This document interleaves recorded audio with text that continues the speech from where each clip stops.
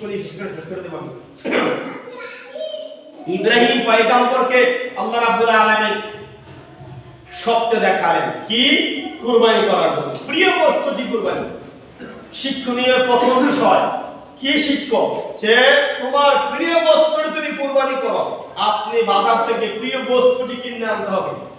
দাম দিয়ে টাকা আছে সর্বোচ্চ দাম দিয়ে যেই পশুটা কিনবেন সেই পশুটা যেন অন্তর কারে জব করার জন্য মায়া লাগে, যে মায়া লাগে আসলে এত সুন্দর লাগছে পশুটাকে, এমন পশু জব করবেন তবে গোশত পাওয়া নিয়তে নয়।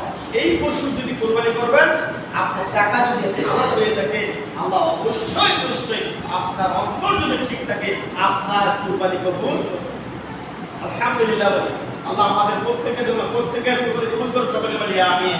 কারণ আল্লাহর কাছে যদি আমরা প্রিয় বান্দা হতে পারি, গুস্ত খাওয়ার বান্দা হই, তাহলে হবে ভালো হবে না, আমাদের নোংরা হবে, আমাদের খারাপ হবে, ভালো হবে না। এই জন্য আপনার আমার উচিত ভালো মানুষ হওয়া।